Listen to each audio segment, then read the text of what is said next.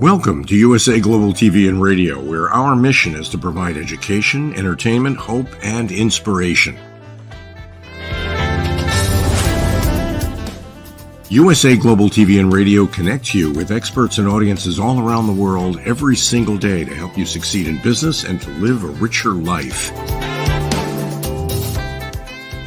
Visit us at usaglobaltv.com to learn about career and life-changing training and mentoring programs like the Listening Mentor. Subscribe to our newsletter to stay informed about our special programs and offers. Discover how you can become a guest on one of our shows or a host or producer of a USA Global TV and Radio show of your very own.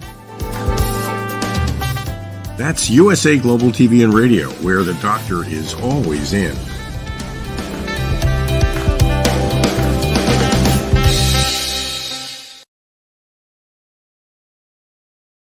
Hello and welcome to USA Global TV and Radio. This is It's Your Healthy Lifestyle show, hosted by the founder of this platform, Dr. Jacalyn Kerbeck, and myself, Roland Friedl. How important is your health and fitness to you? We show you how you can easily eat healthier every day, how you can improve your fitness and recover much quicker after your exercises and workouts. Families will learn how to optimize their children's health and nutrition. And finally, you will also hear how you live a long, healthy and fit life into your old age. Join us here on It's Your Healthy Lifestyle.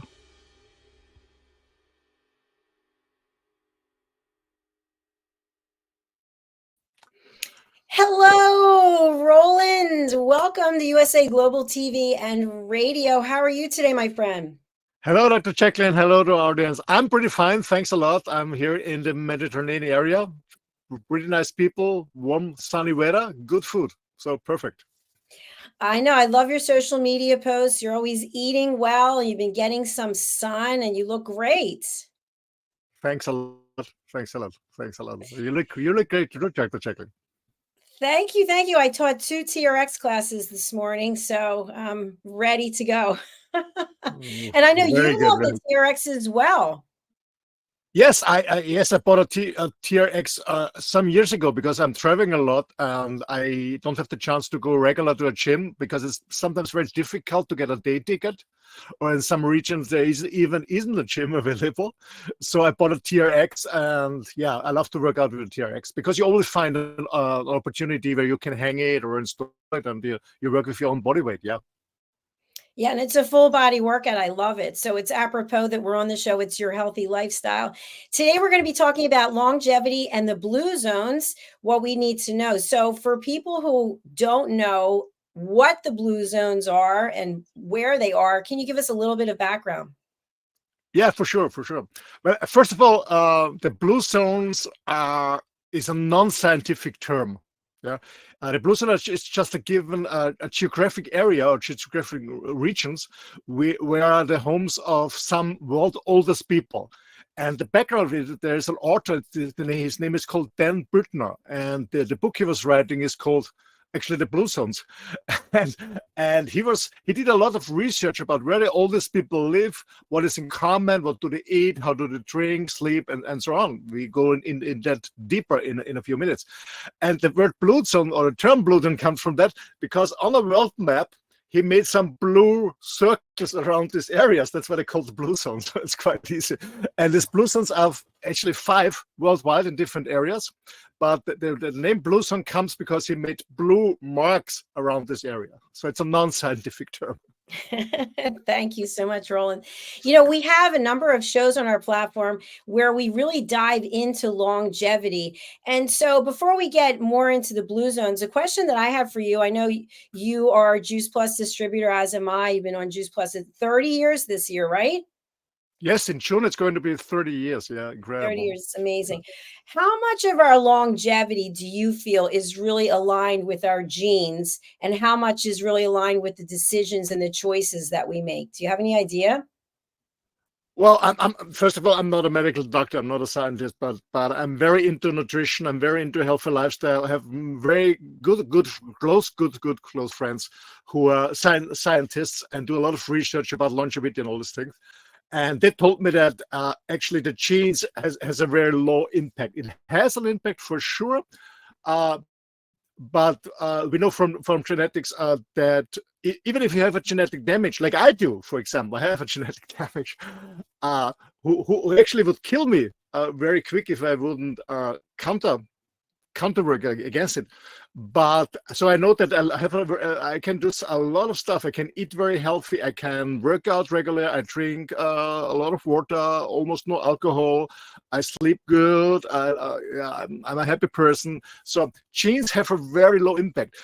In actually, all the studies show that the genes are responsible for everything, but we now know it's absolutely not true. Genes are an excuse. We can always change. And when we talk about how it's called, this hypergenetics and other stuff, we exactly know that you can change your genes. You can have an impact through your lifestyle on your genes.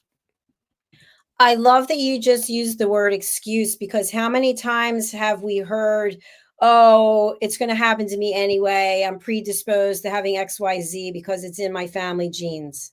She had it, they had it, I'm going to have it. Yeah, of course. I mean, sometimes when a baby is born with a deficit of a gene defect, of course it has some disadvantages, but you can compensate it with a very good, healthy lifestyle. That's the truth. You can compensate it. Absolutely. Absolutely. Yeah, for sure. I know for myself, and I've shared before, I have ulcerative colitis. When I start going a little off the rails with what I'm eating, I can tell my intestines are not happy with me, and then I've got to go the other way, and I've got to go right back to intermittent fasting and be really strict about what I'm eating. So for me, I know it's definitely true. I was just talking to a friend today about the intermittent fasting and how important it is, and making sure that you have enough water. And if you're going to have sugar or you're going to have alcohol, it has to be in moderation. It can't be a regular thing. Absolutely, man. Absolutely. It's a question of preference and choices. You know, you're making every single day. You know, and as I said, man, it's up to us. Yeah, what we eat, how often we eat, how many calories we take in, and so on and so on. But also, it's the same as with workout, with sleeping, and our community, the people who surround us, if they're toxic or not. So we can have it's in our hands, to be honest. It's absolutely in our hands. Yeah, it's very true. And you and I are around the same age, although I'm older than you are. But in 2 weeks, I'm going to be 61. I know when I was younger, I want to say even in my 40s, that I could make bad choices with what I'm eating. I could have pizza and cookies and whatever it was, and I could work it off. So I could, if you just look at the calorie intake, I could burn off the calories and I wouldn't see any fat, or I wouldn't see any negative results. But as you get older, it's more and more difficult. So you have to look at the entire process, where it's not just about calories, but it's about your lifestyle. Because as the body starts to change, the organs are getting older as well. And so they're not functioning like they were when you were 18 years old. So we have to really think about this casing that we have and what's inside of it. Yeah, absolutely, because our metabolism is slowing down when we're getting older. I mean, I remember when I was younger, I can eat like hell. I remember once I was in a restaurant, I had two starters, un primo, due secondi means two main plates and a dessert. And when I ordered the second main plate, I will never forget that it was in my students' time on the university, that the waiter was looking under the table, because I always have dog, I had a huge dog at this time too. And I said, no, it was not the dog, it was me. And I said, how can you eat? Because I always had 74 kilos. I don't know how many pounds this is, 150 or something. Not very slim. But it changed now. And to be honest, I'm not so hungry anymore. I cannot eat so much on at the same time, because my metabolism is slowing down. So the reason, and that's the reason, the older I become, the more I take care about what I'm taking in, because I want to have, I eat less, but it has to be nourishing me, meaning full of nutrients, full of nutrients. That's so important to me. So I take care that I get enough protein. Protein is very important when you're getting older. You don't lose, because we are normally using muscle mass, of course. So high in protein. I also eat high in fat, to be honest, and very low in carb. That's what I do. Now, I want to discuss this with you, and then we'll segue into the blue zones. I've had a lot of people going back and forth, one side or the other. And based on what I've learned from being on this platform with people like yourself and Red and others, is eating less meals and having more time in between when you eat is the way to go. But I know so many people who do not agree with that. And they think you should be eating 5, 6, 7 small meals a day. And for someone like me who has intestinal problems, I don't want my intestines working all the time. It's like you're running a car and you're not in it, but it's running constantly. What are your thoughts about the school of thought that eating small meals, multiple 6, 7 times a day is the way to go? I mean, actually, when you're in good shape, meaning you're not overweight and you're training on a regular basis, it makes sense to eat more often, smaller ones. Yeah, this makes sense. But if you want to lose weight, you have to have at least 4 to 6 hours breaks in between, because otherwise, when your body is producing insulin, because you always have an intake of a snack, or even if it's an apple, yeah, that has sugar, meaning carbs, yeah, then your body is producing insulin. And as long as your body is producing insulin, you cannot burn fat. It's impossible. Actually, friends of mine who have a huge farm, they use insulin to grow their pigs very fast. Yeah. So insulin, you cannot lose weight. You cannot burn fat as long as your body is producing insulin. So you always have to have this 4 to 6 hours insulin gap, meaning no snacking, just water, even though, I don't know, whatever is tasting sweet. And the point is, it's not about sugar. Even if you have a zero diet, drink, soft drink, what you have, it's not about the sugar, it's about the sweetness. So when we have receptors under our tongue, yeah, and when they taste sweet, they bring the message to the brain, sweet is coming, and then the brain says, okay, produce insulin. So even if you have a zero calorie drink, but it tastes sweet, your body's producing insulin. That's why this low calorie, this non-sugar stuff is not working out. And I look around, sorry guys, especially when I travel to the US, you always see these obese people with a huge bottle of zero, whatever brand it is. It's not working because your brain says, oh, sweet. Sweet means produce insulin, because our body and our genes are thousands and thousands of years old. And we used to produce insulin when we had sugar, meaning normal sugar, because artificial sugar wasn't available 100 years ago and 500 years ago and 1,000 years ago. So for the body, it doesn't make any difference if artificial zero-calorie sugar or it's normal high-calorie sugar is producing insulin. That's the true story. That's a great point. Thank you. That actually makes a lot of sense. So if you're moving away from sugary drinks, but yet you're drinking, what about even water that has some kind of flavors in it? You see a lot of, at least here in the States, bottled water that has supposedly no sugar, but it has fruit juice in it that's supposed to make it sugar. Yeah, it's That's sugar. It's all too. the same. Yeah. Yeah. I know they're very popular, this flavored water. I don't understand it at all. My dog would never drink, or my cat even, they would never drink flavored water. I love that. So let's move on to the blue zone. So I love the fact that you shared that there's no scientific reason for the name. The name is just outlining it on a map.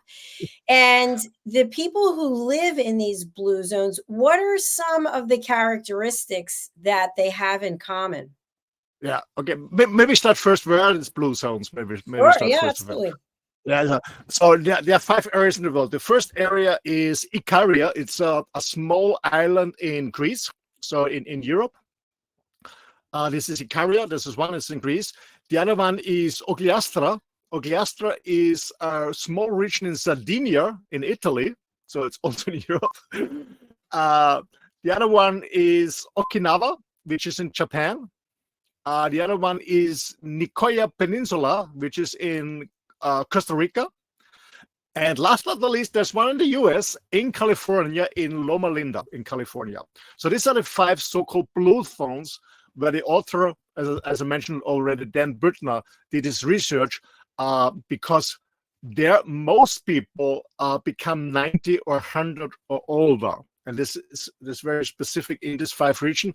And the interesting thing is, these are 5 regions in the so-called modern Western world. Okay, that's important to understand in the modern Western world, because Costa Rica also is modern Western world for me. It's a rich country. I don't know if you travel ever there. It's quite expensive there. The Swiss of Middle America, it's very expensive there. So it's not in somewhere in Africa. It's not somewhere in the Amazonas. It's not somewhere in the Hindu Kush and the Himalayan area. So it's in Europe and in the US and Japan and in Costa Rica. Costa Rica. How do you call it? Costa Rica, sorry.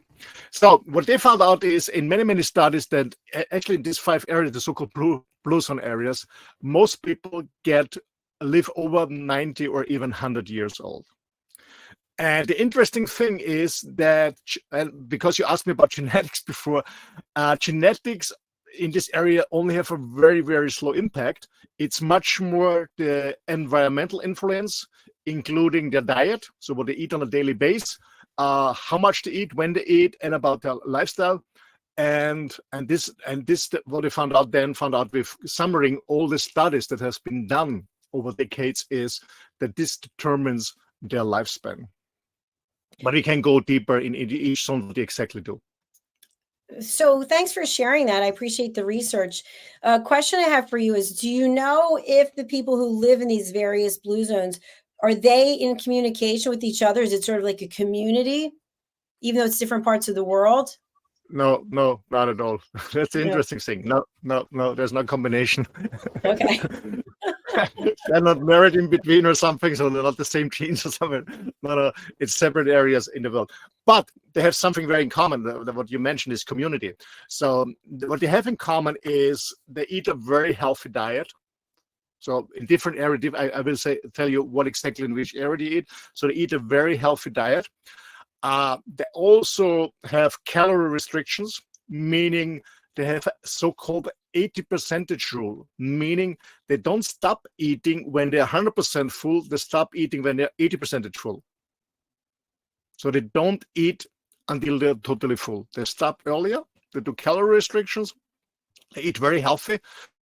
For example, in Greece, they have this so-called Mediterranean diet, which is a lot of olive oil, I wouldn't say a lot, but they drink red wine, and in moderation could be very healthy.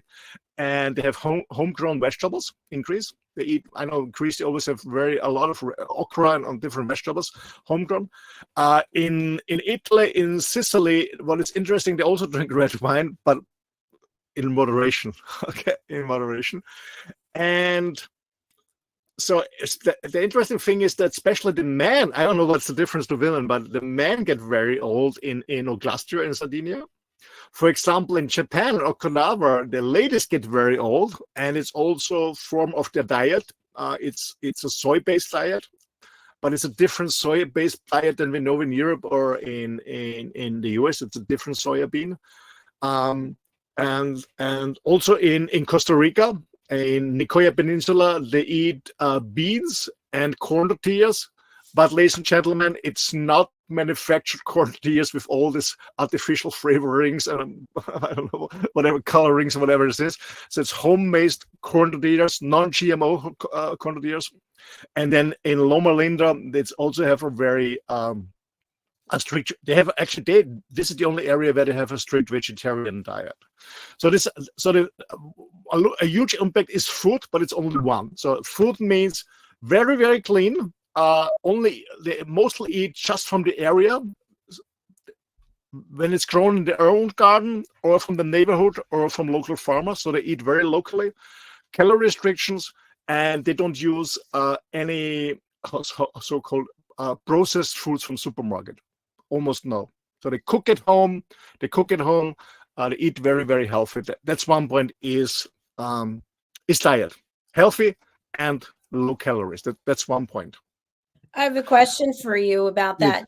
So to your knowledge, have people from outside the blue zones who are not eating healthy, maybe don't have good diet, good regimen, moved into the blue zones? Or is it typically these people, the families, generation after generation, they are born there and stay there? Is there any migration into them or not? No, it's just families that have been living there for generations. Okay, so then That's the calorie restrictions, all of these behavior traits are passed down from one generation to the next. Yeah. Okay, That's thank one you. thing. Well, the other thing is when you look at this region, I mean, all these 5 areas are not areas where there is a lot of urbanization. There are small villages. There are not this huge supermarkets on every corner. So there's not this opportunity to buy all the things.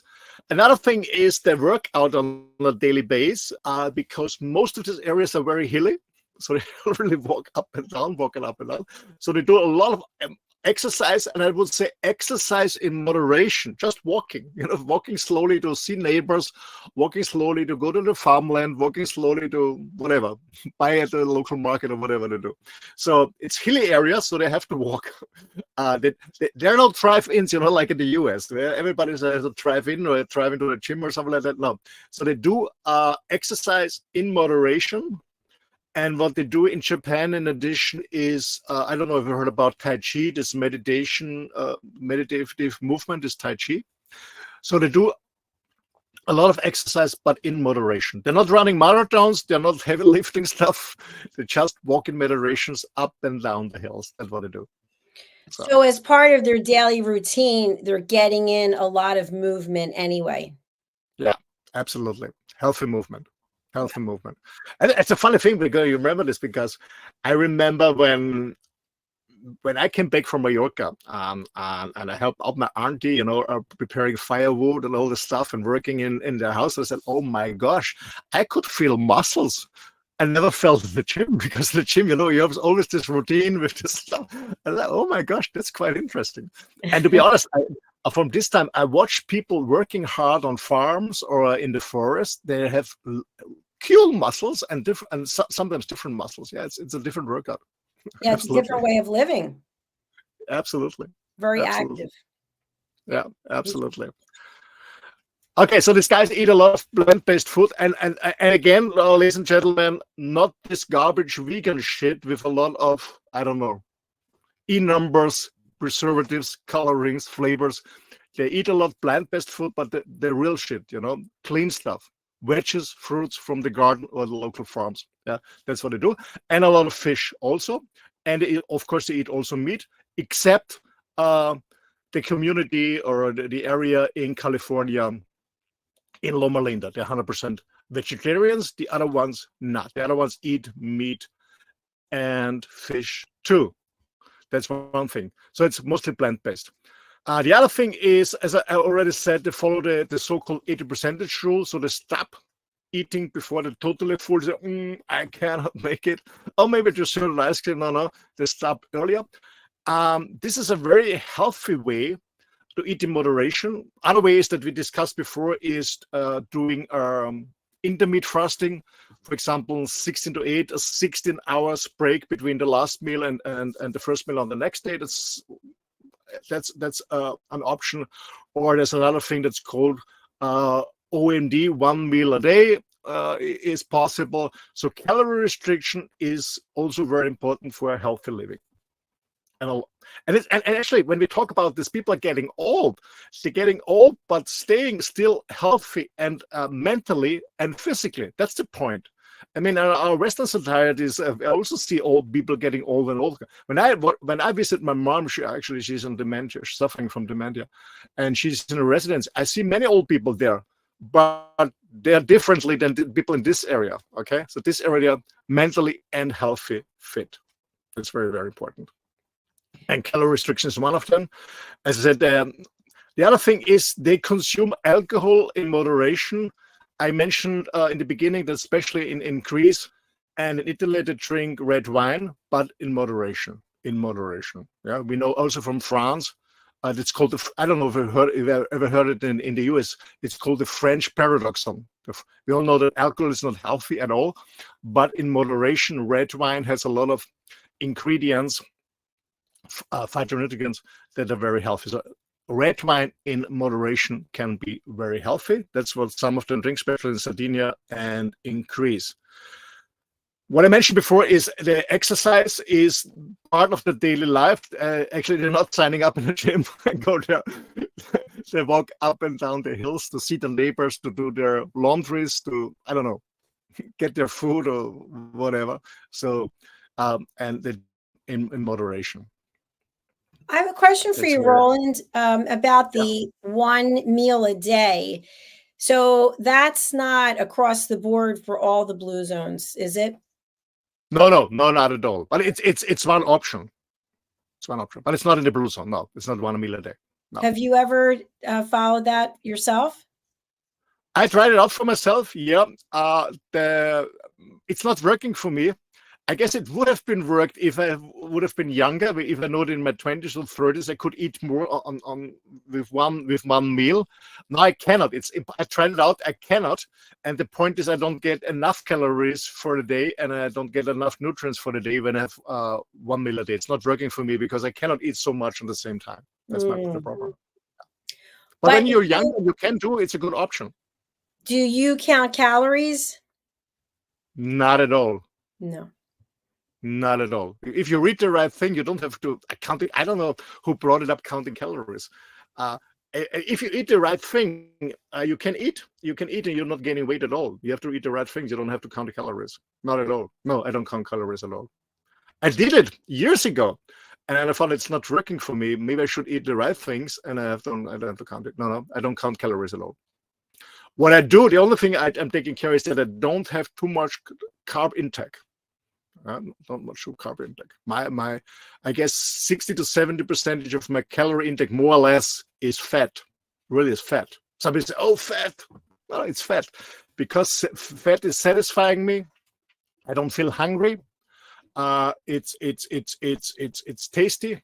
It's good for the brain. I eat fat, a lot of fat stuff, protein and low in carb. That's but I don't count the calories in totally, not at all. Can you give some examples of the types of food that have fat? What are you eating? Well, depending, I'm a carnivore at most of the time, so I eat a lot of not lean meat at all. I don't eat lean chicken or stuff like that. I eat ribeye steaks, so that has fat. T-bone steaks. I eat bacon. But I have to say, I only eat this meat from farms I know personally. So I know that the animals are treated well. They're always outside the whole year.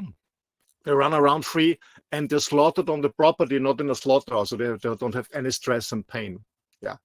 So I eat fat meat, not lean ones. Fat one. So does that mean? And if you're more vegetarian, what is a good option when you need fat? Maybe you can eat nuts, or what is a very good option is avocado. Avocado is very fatty, very nourishing.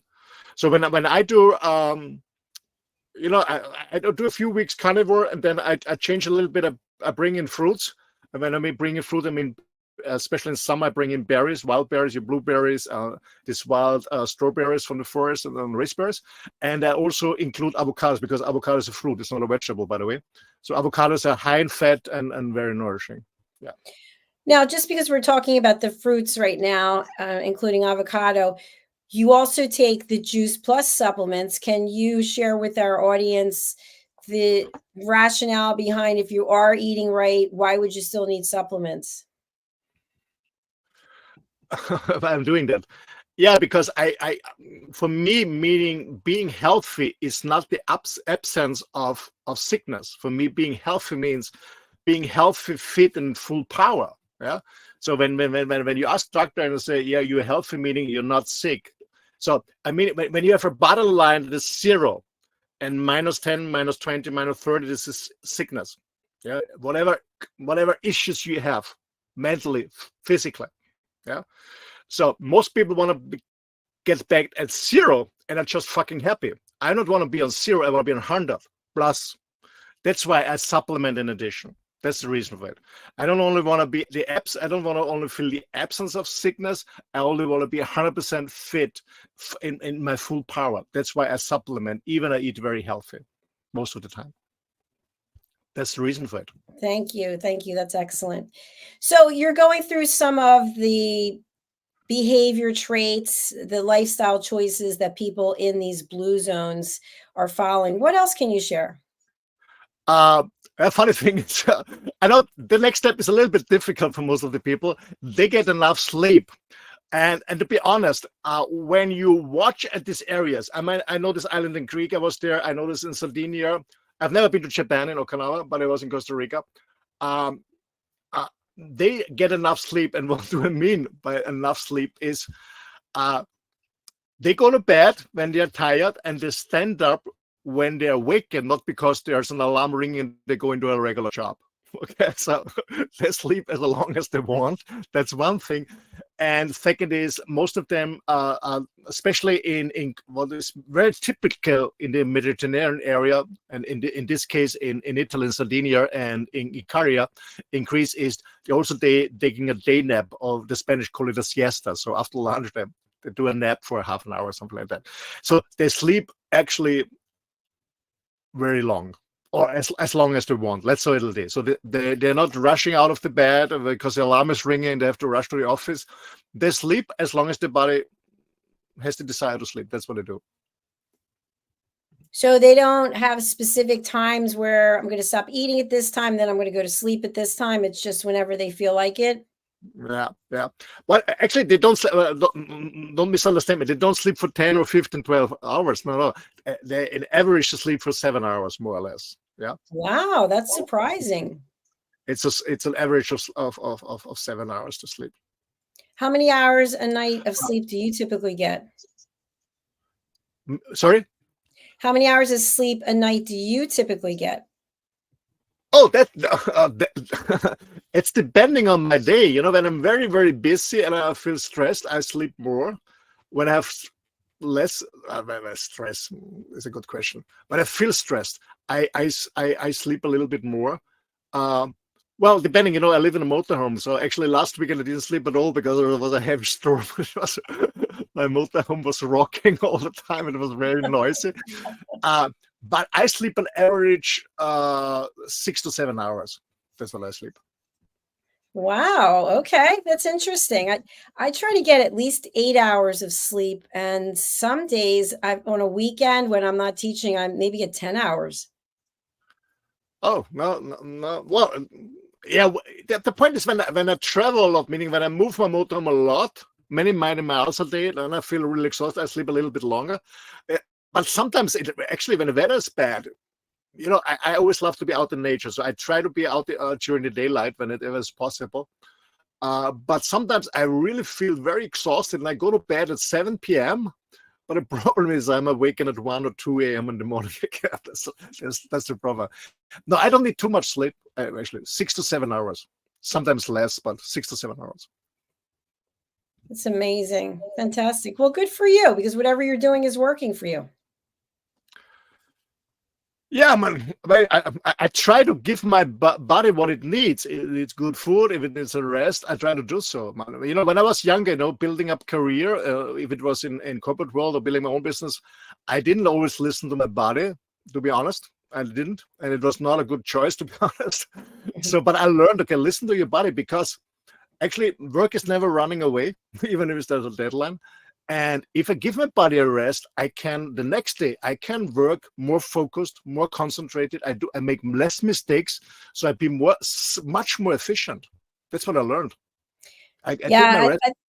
I think that's a sign of maturity. Definitely. I know I typically work out 2, sometimes 3 times a day. And on Sunday, my wrist was just killing me. When you spin a lot, and you know, TRX you use, but spinning definitely is hard on the wrist. And I said, I'm not doing anything on Sunday. I'm just not doing anything so that I can give my body a rest. And I was okay with it. But maybe 5 years ago, I would have been freaking out. There would be no way.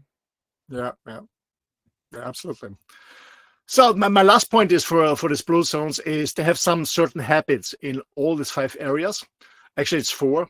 more or less. So we can summarize them in 4, and then we just finish it. First of all of them are kind of religious or spiritual.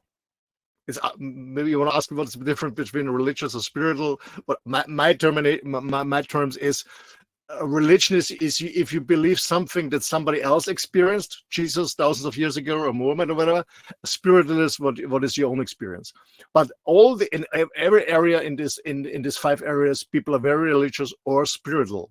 So they're typically in religious communities. That's quite interesting. So we know that this also reduces rates of depression, social support, because when you're spiritual and you have also social support, that's one thing. Another thing is that they have a life purpose. That's very important, especially what I see in the Western world. People don't have a life purpose. They function, they go to work, they function, yes. Maybe they're in a functional mood or in a survival mood, but most of them don't have a life purpose. That's many people tell me when they come to a coaching, I don't have a purpose. So they're having all these areas have a life purpose. And when you have a life purpose, it's very good for your well-being, of course, especially for your mental health. What is very interesting in all these 5 areas, I realized this myself, and I've been living 15 years on this island in Spain, is older and younger generation people live together. That's very interesting. So when there's a party, a fiesta going on in the village, there are 4, even sometimes 5 generations partying together. Babies, even at midnight. The babies, 2-year-old, 10-year-old, teens are there. In the 30s, in the 50s, the 70s, in the 80s, and the 90s. So older and young people live together. So what they don't do is like we do in a normal Western society. Bring in the small ones in the kindergarten and the old ones in the residential, so they're not disturbing us to make career. In this area, people live together in a community. That's very interesting. Yeah, so it is interesting. Yeah, go ahead. Yeah. So especially for all the people, the point is, and I see from my mom, when you bring in a residency, they don't have a purpose of life. They don't have to look for she loves to look for the grandkids for my sons, for example. So all the people need a purpose. And in a community, they're still, doing a little bit in the household, doing a little bit in the farm, or just looking about the grandkids or grandkids. So that they need a purpose. It's interesting, the point that you made about the families living together. I feel like globally, because of the pandemic and the results of what happened to people, generations started living together, where you could have even 3 generations, 4 generations living together. And that can be really challenging, I imagine. But thinking that people in these blue zones, they've been doing it all along, it sounds like. Absolutely. Yeah, it's very, very important. And to be honest, because you mentioned the pandemic, we call it the Bratwurst area. Here in Europe, and especially in Germany and Austria, is that people, after being separated so many times from families, beloved ones, from friends, there is more and more desire to be in a community, not in a group, in a community. And by the way, I bring an interview guest next Tuesday, and we're going to talk about communities. What's the difference between a group and community? So we see it here, especially here in Europe, and I also know from the US that people have more, they want to be in a community, much more. They missed it, especially the last 4 years. Absolutely, it's very important.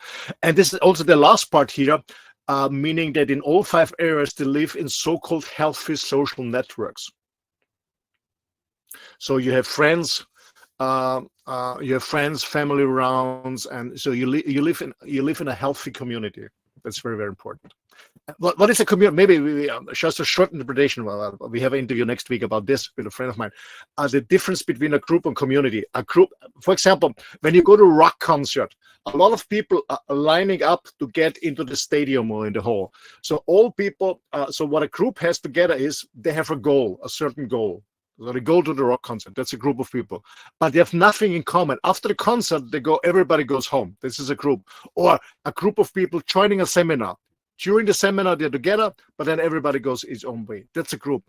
A community is, especially when you go with a bunch of friends from high school or university together to a concert, you're also lining up. You also have a certain goal, meaning seeing this concert or joining a seminar, whatever. But afterwards, you still stay together because you know each other, you support each other. So a community is people are supporting each other, helping each other. That's the difference to a group. And in these 5 areas, they have a very healthy social network, meaning they're living in healthy communities, supporting, taking care about each other.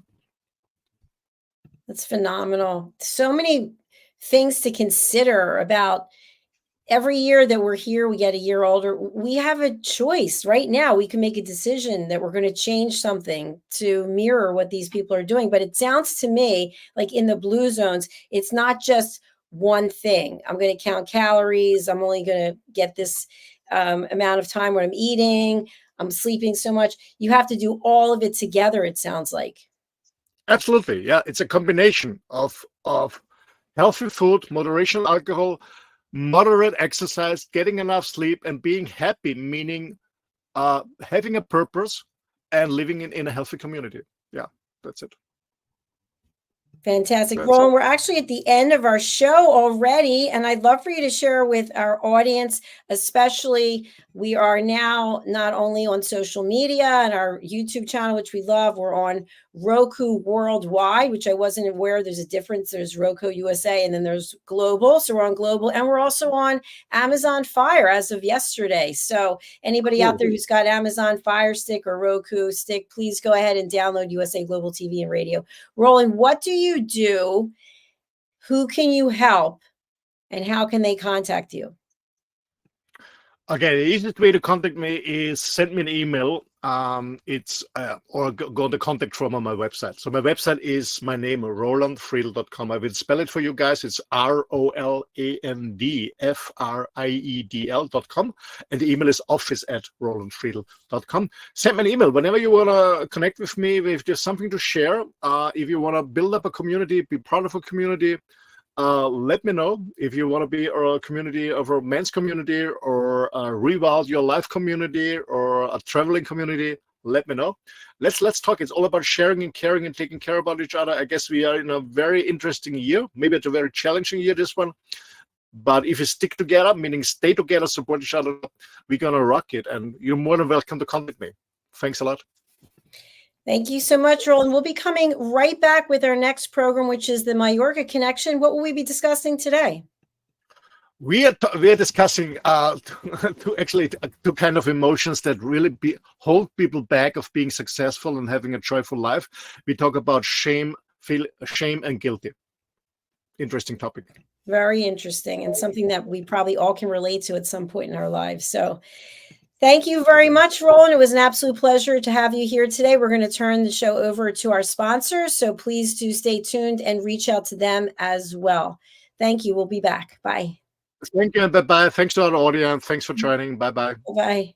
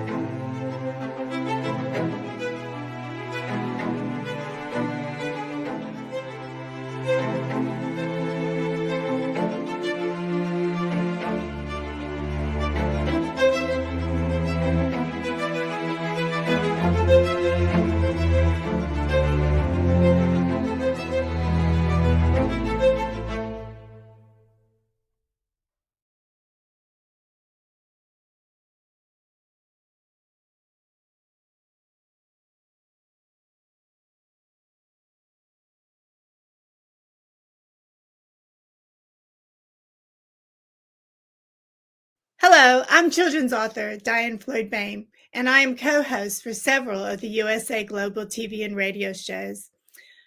I joined because of the purpose of the USA Global TV and Radio. They provide content for the viewers and listeners, an opportunity for people around the world to have their own show or even be a guest on an existing show. We truly believe in helping others get their positive message out to the world.